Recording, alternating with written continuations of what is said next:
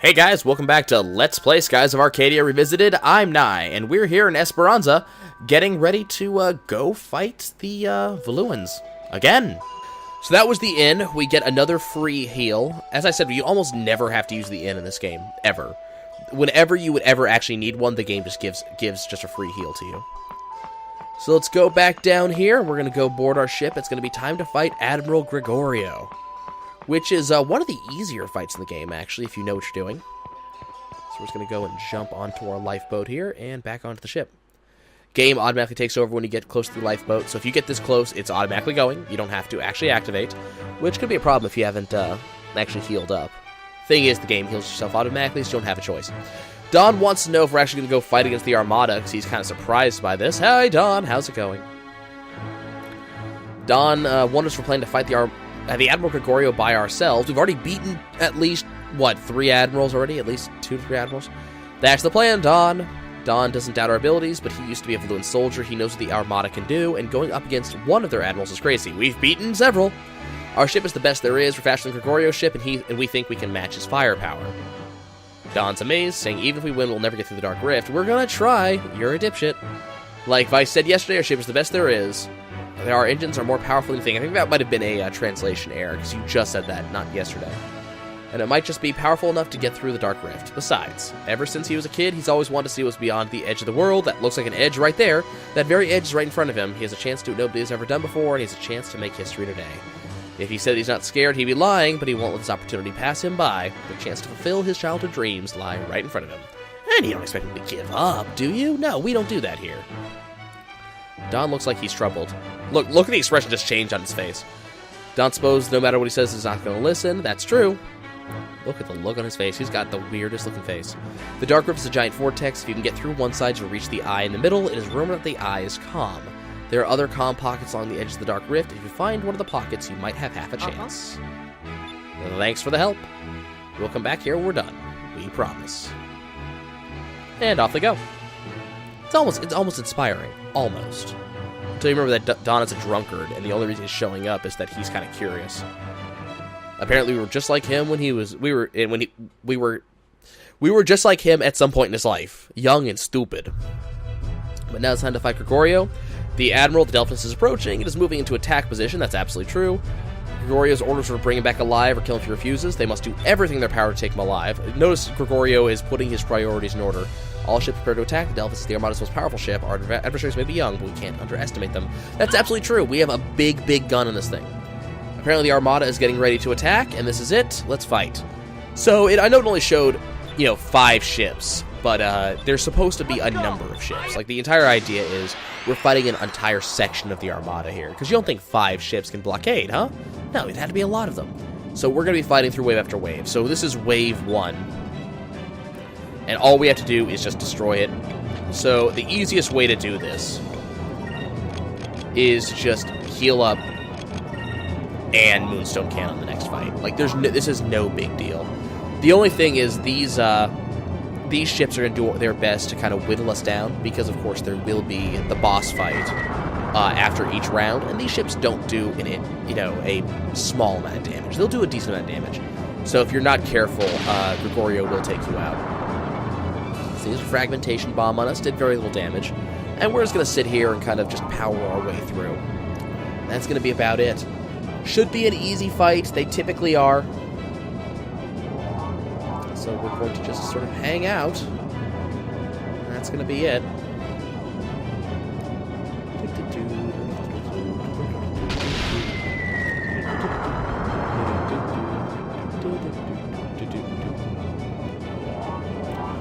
Waiting patiently.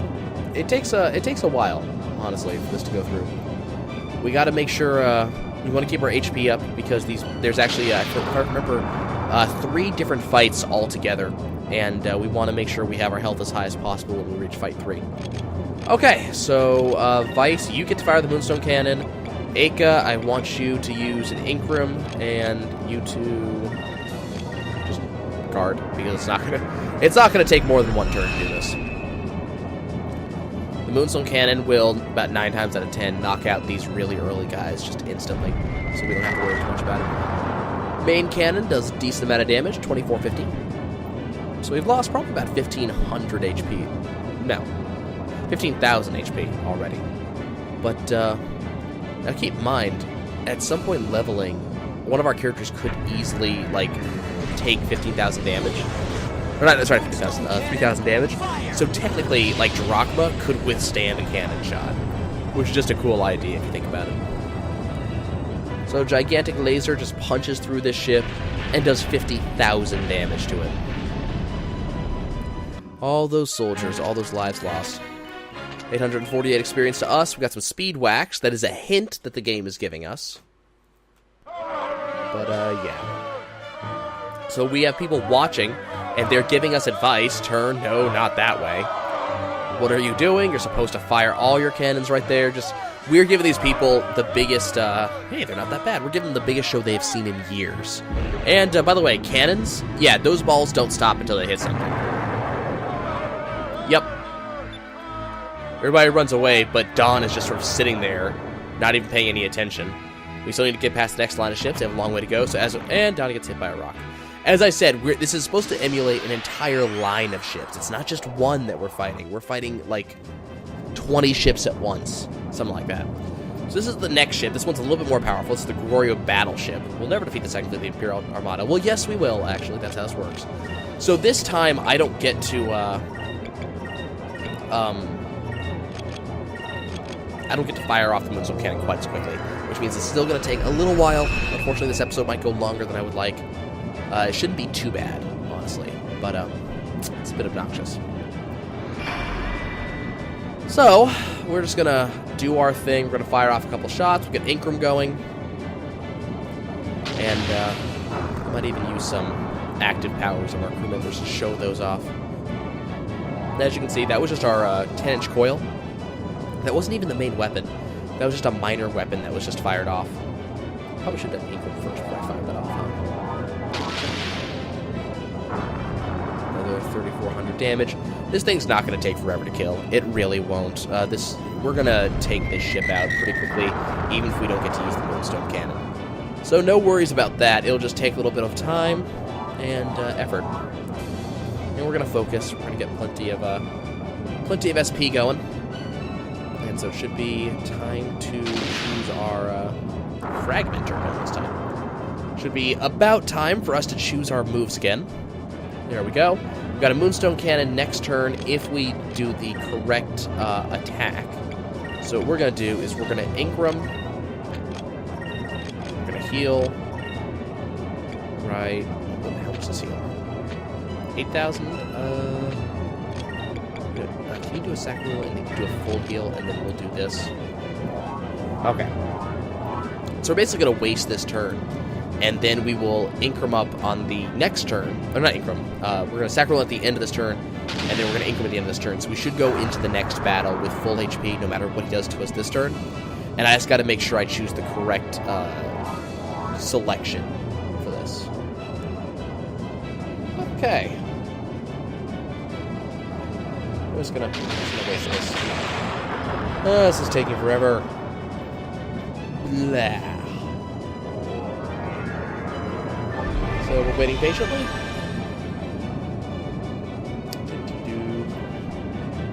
They're doing their thing. And these fights are obnoxious just because they take so long. And it's one of those you already know you're winning. And that's it. I mean, you already know you're winning. You just have to wait for it to happen. I mean, that's it. You're just sitting here waiting for your turn to kill the guy so you can move on. Because these aren't even the powerful fights. These aren't even the hard fights. We want to close in and look for an opening, which will give us a chance to use the Moonstone Cannon, which we will go ahead and use. And who knows, we'll use the Advanced Cannon too. Let's use everything. Fire all. But it doesn't really matter. It's the Moonstone Cannon. So that's all we're doing is we're waiting for the Moonstone Cannon. That's about it. These guys are small fry. They're essentially random encounters, just random mooks. And that's it. Once you get the Moonstone Cannon off, it's kind of like using, Rain of Swords or Cutlass Fury or Pirate's Wrath even. That is the game ender right there. As soon as it happens, you're done. Only 26,000 damage this time. That's kind of odd. We might not have had Incrum up that turn. I wasn't looking. We only get 848 experience again. We get a level up. We got a shredder bomb and a crystal ball, but that's about it. And those are done. So we have broken through the second line. The second line has been breached. These guys are crazy. Deploy it now. Okay. So now it is time for us to fight Gregorio himself. Full speed ahead. Now or never. Okay. So now we get the awesome music, and now we're actually fighting Gregorio. This is his ship. Looks similar to the other ones, I know, but this ship has a very specific thing. Notice the big ram on the front of it. They use that a lot. Gregorio hopes that Princess Enrique will forgive him for taking the Barnes against him, but we've left him no choice. He will not allow us to escape, and we will not get past the Auriga. Yes, we will. That's it. We will actually, in fact, we will specifically get past the Auriga. That is exactly what we will do. So we're just going to spend the entire first turn just focusing up, because there's not really much else for us to do. What we really want is to... we just want to get the Moonstone Cannon going. But we do need to do action against this guy, and like most ship-to-ship battles that are actually like full-on boss mode, there is a strategy to this. And we'll definitely see this soon. So let's just patiently wait. What we really want is a lot of focus. We want to get a lot of SP going here, because you know, we're going to need a lot of SP to not only fire the Moonstone Cannon, but to go all out assault mode on this guy. So we want to get Ankrum up, we want to fire off a lot of shots, stuff like that. So that's what we're waiting on. Notice he's taking a lot of evasive action. You know, Gregorio is the defensive guy. He does a lot of defense, and we gotta beat him that way. So it means powering through all of his defenses, which is not as easy as it sounds.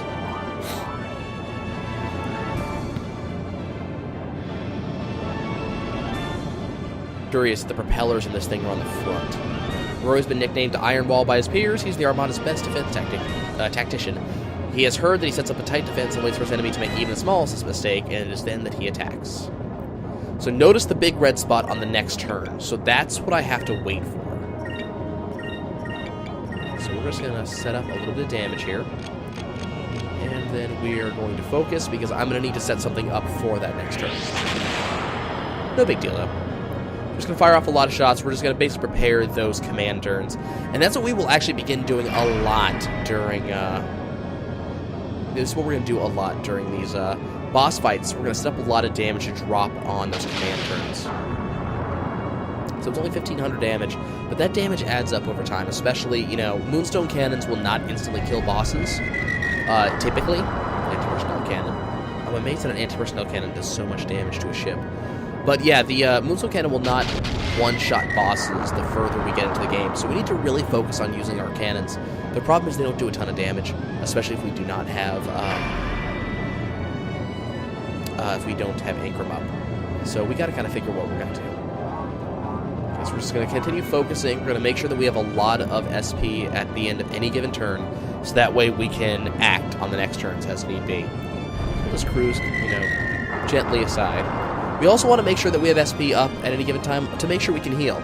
Healing is definitely a huge thing. So what we want to do here is we need someone with blue magic to cast Quicka just before that red spot happens. And then I'm also going to have Aka do Vice is going to do Incremus to prevent damage. And Aka is going to use Quicka. And that's really all I care about on this turn. On the next turn is the turn we care about. Notice that I didn't actually do a defend on the red turn, and the reason why has to do with how the strategy on this fight goes. That red turn, Gregorio uses a very specific move. He essentially is going to ram us. That's one of his things. That's why he has the ram on the front of his ship. That's why he's done his Iron Wall, partly, because he just drops the wall on you, drops a bridge on you, essentially. So what we have to do is we have to basically not be where he wants to attack. Something about iron is it's very heavy, it's very slow. Hurts a lot, but, you know, it's hard to get moving. So if we're faster than he is, then he can't hit us. Makes sense, right? So what we're going to wait to do is we're going to use Quicka, so that way our ship moves faster. Quicka not only allows us to move first on most turns, but it also gives us more evasion. And in this case, it actually allows us to play chicken with Gregorio and win. Notice that we are actually set up for that. Notice that our propellers are actually moving faster, and the ship itself is moving faster too. So as we get closer, the game will start to do the hull ram attack, and because we use Quicko, we completely dodge it. If we hadn't used Quicko, we would have been hit, and that just completely screws the pooch for you. So we dodge his ram attack, and now he's going to pay. So what you're really supposed to, what's supposed to happen is you're supposed to be hit by it the first time. The game wants you to get hit by it. Okay, let's do that. And I guess we'll drop off a little torpedo as well. Focus. So we're going to do as much damage as we can. I did put increments up, so we're going to do a lot of damage this turn. We're not going to kill him outright, I don't think, but we will do probably 80% of his health in a go. So what's supposed to happen is you're supposed to be hit by it the first time, and then they'll have a little dialogue saying, ow, that hurt, and then you're on the back foot, basically. You take a lot of damage real quick, because he has an entire turn to do, I think it's 3 yellow squares and a red square, so it's a lot of damage all at once. And then you're supposed to figure it out afterwards. The reason why they gave you the speed... Wow, we one-shot him. Nice. The speed wax does a similar thing to Quicka. It only lasts 1 turn, I think, and that's what's supposed to give you the hint that you have to speed up. The game likes to do that. I'm amazed that we one-shot him. I really am. So we got our Captain Stripe, a heavy armor deck, and a 12-inch cannon, otherwise known as a foot cannon. And we're done. That went a lot faster than I thought it did. I thought we were going to have to go at least 1 more round. But notice we didn't kill him. We did not destroy him. We gave him his chance. So we disabled his ship, and now we're just drifting alongside, because the battle's over. We both know it. So he's not going to shoot at us. We're not going to shoot at him. Nobody's going to kill each other because, you know, honorable stuff like that. Enrique said that he always thought if they were ever in battle together, they'd be on the same side. You know, Gregorio comments that, is there anything you can do to make Enrique reconsider? Enrique says no, he's made up his mind. He's not going to go back to Valua. And Gregorio is going to accept this, because not only does he agree with Enrique that there's a change in the Empire headed down a dark path, but also he's an honorable man. We won, and we did so, you know, fair and square, so Gregorio's not going to mess with us. This world, this guy is not Valua's to rule, belongs to the people, and Gregorio's not going to say anything about that. And to right the wrongs that Valua's committed, Enrique's going to travel with Vice and his companions. So tell it to his mother, and also that he prays every day for her good health, because Enrique is still a cool dude. Says goodbye, he must go, be well, Gregorio. And Gregorio's being an awesome dude, and he sort of accepts all this. He's not going to try to fight anymore. You know, it's over. Enrique won. And that's it. As I said, Gregorio is one of the bigger badasses in the game. You know, apart from the big-ass armor and gray hair and just badass. And the sailors are all celebrating. Comment that we took out the armada with a single ship. They want to sail again. Everybody's cheering and happy, and it's just a fantastic thing. And Don comments that we put on quite a show, that if we make it back from the Dark Rift, he hopes that we come back to take him with us. And he can't believe he's saying this, but that we better make it back. And that was the end of the entire Esperanza storyline. Like, that's it. It's all over now. So when I catch you guys next time, we will be first talking to Doc, and then we'll be heading to the Dark Rift. So I'll see you guys later.